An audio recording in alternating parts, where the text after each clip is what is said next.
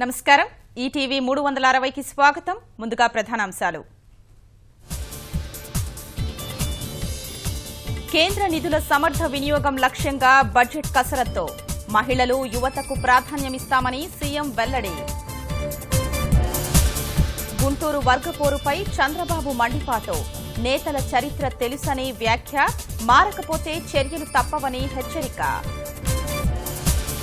విజయవాడలో విజృంభిస్తున్న దోమలు విషజ్వరాల బారిన జనాలు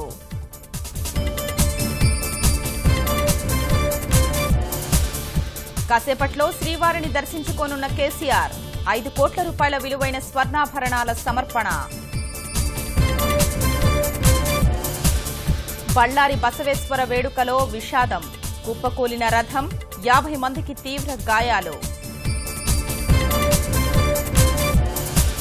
సమాజ్వాదీ పార్టీ చీలిక నాటకమన్న అమర్ సింగ్ తనకు ఓ పాత్ర లభించిందని వ్యాఖ్య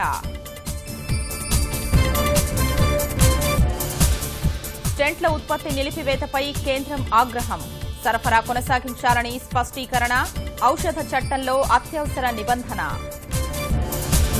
శ్రీశైలంలో కన్నుల పండుగగా శివరాత్రి బ్రహ్మోత్సవాలు రావణ వాహనంపై దర్శనమిచ్చిన శివపార్వతులు